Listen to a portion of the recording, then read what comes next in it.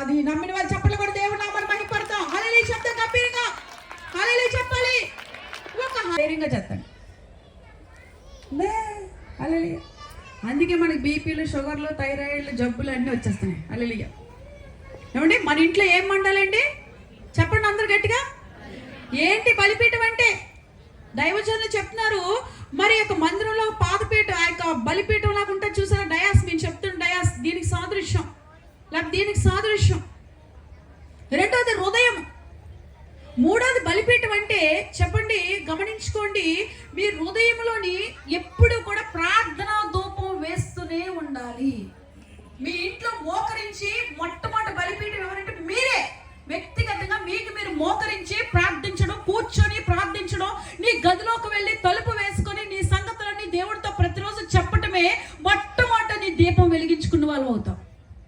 రెండోదిగా నీ కుటుంబాన్ని పిలిపించుకొని నీ కుటుంబం అంతా కలిసి కూర్చొని రోజు కూడా దేవుడితో కలిసి మాట్లాడే విధంగా నీ కుటుంబంతో కలిసి ప్రార్థన చేయడమే రెండో బలిపీఠం.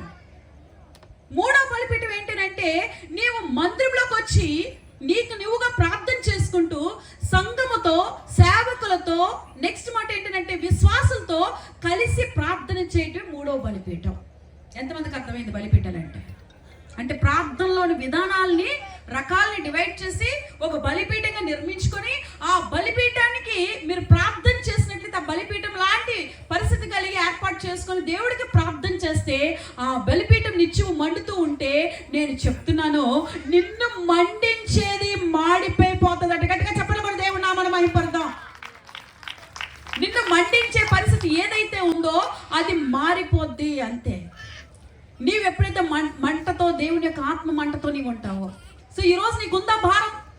ఆత్మల పట్ల భారం ఉన్నట్లయితే, సువార్త పట్ల భారం ఉన్నట్లయితే, నువ్వు వీధి వీధికి వెళ్ళి ప్రకటించలేని సమయంలో నీవు చేయవలసింది ఒకటే ఏంటంటే, నీ ఇంట్లో కూర్చొని నీ ఇంటి వారి రక్షణ కొరకు, నీ కుటుంబం రక్షణ కొరకు, నీ ఊరు రక్షణ కొరకు, నీ రాజుల రక్షణ కొరకు, నీ అధికారుల రక్షణ కొరకు నువ్వు ప్రార్థించే స్త్రీగా, పురుషుడిగా ఉన్నావా అని ప్రశ్న వేసినప్పుడు, మీరు ప్రార్థించేవారుగా ఉన్నాను తల్లులు, తండ్రులు చేతులు పైకి ఎత్తండి. చూసారా, ఇక్కడ ఇంచుమించుగా కొంతమంది ఉన్నాం, ఒక 10-15 చేతులు కనపడుతున్నాయి. ఉదయం నుంచి రాత్రి వరకు ఒక 10,000, 20,000, 30,000, 50,000 ఇచ్చే జీతం కొరకు రేయింబగలు కష్టపడతాం. కానీ లైఫ్ గ్యారంటీ ఇచ్చినటువంటి దేవుడి కొరకు ఒక గంట కూడా నువ్వు, ఒక అరగంట కూడా స్పెండ్ చేయలేనటువంటి, ఒక అరగంట కూడా సమయాన్ని గడపలేనటువంటి పరిస్థితులు ఉన్నావంటే అది ఎంతో విచారించవలసిన విషయం. ఎంతమంది ఒప్పుకుంటారు ఆ విషయం? హల్లెలూయా చెప్పండి. కనుక వాక్యం తెలుసుకున్న మీరు, దేవుని యందు ఆసక్తి కలిగిన మీరు నేర్చుకోవాల్సిన విషయం ఏంటంటే, దేవుని కొరకు మీరు బలిపీఠముగా మార్చబడుదురుగాక, మీ కుటుంబాలు మార్చబడునుగాక, మీ ఇరుగు పొరుగు వారు మీ ప్రార్థన పెట్టి మార్చబడునుగాక, మీ యొక్క ప్రాంతంలోని వీధులు మార్చబడునుగాక, మీ యొక్క పట్టణాలు, మీరున్న ప్రాంతాలు మార్చబడునుగాక. ఏంటమ్మా ఈ మార్పు? ఏంటి మార్చబడడం అని అంటే, నీ ఆత్మ నిత్య నరకానికి వెళ్లకుండా, నీ ఇరుగు పొరుగు వారు నిత్య నరకానికి వెళ్లకుండా, నీ ఊరు నిత్య నరకానికి వెళ్లకుండా, ఈ ప్రాంతాలన్నీ నిత్య నరకానికి వెళ్లకుండా వారు మార్చబడునుగాక. గట్టిగా ఆమేన్ చెప్పండి అందరూ. హల్లెలూయా చెప్పండి. ఇది ఎవరు? హల్లెలూయా హల్లెలూయా చెప్తా మరి.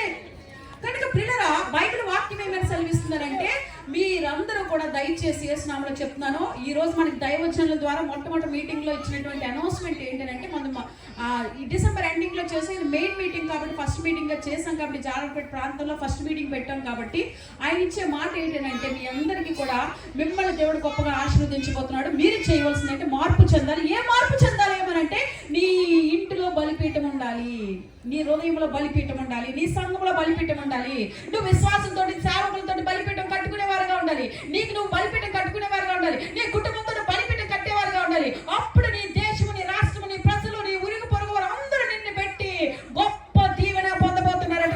చెప్పండి. యేసేపు అలాగే అతను చేశారు కాబట్టి, మరి దేవుడు అతని జీవితాన్ని బట్టి ఊరంతటిని, కరువున ప్రాంతాలన్నీ ఆయన దగ్గరకు వచ్చి ఆశీర్వాదం పొందుకున్నాయి. పిల్లరా, ఈరోజు దేవుడు నిన్ను శాపగ్రస్తుడిగా, శాపగ్రస్తురాలుగా వచ్చినట్టు ఇష్టపడట్లేదు. ఈ సంవత్సరము నిన్ను ఒక దీవెనకరమైన పుత్రుడిగా, పుత్రిక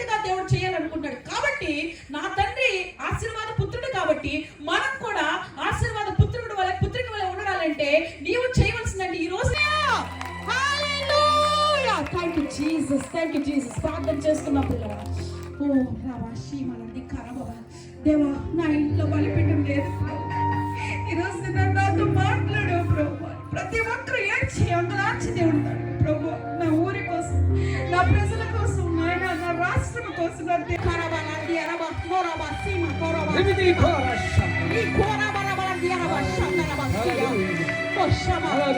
ఈ పట్టణము దీవింపబడుతుంది, ఈ పట్టణము దీవింపబడుతుంది. వాక్యం సెలవిస్తుంది షరబా సీమలోని కరబా.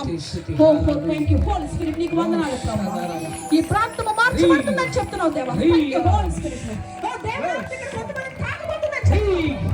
ఓ కొంతమంది ప్రార్థిస్తున్నారు ప్రభువా. చాలా బలిపీఠం లేదని చెప్పి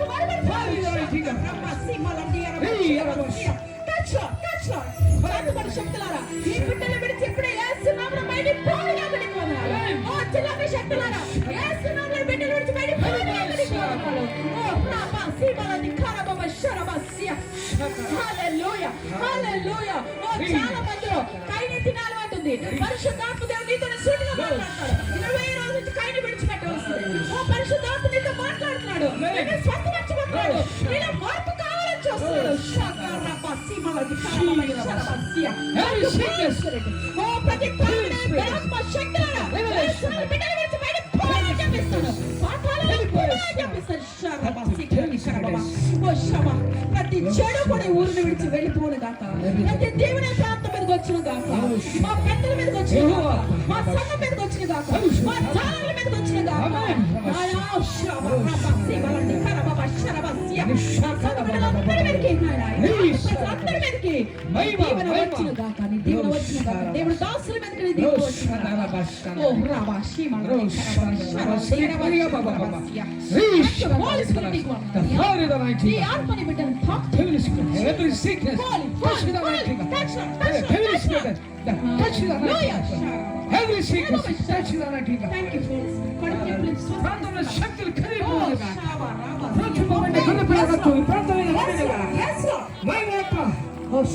శక్తి కలిగిన మిఖాయిల్ గాబ్రియల్ దూతల థాంక్ యూ మాస్టర్.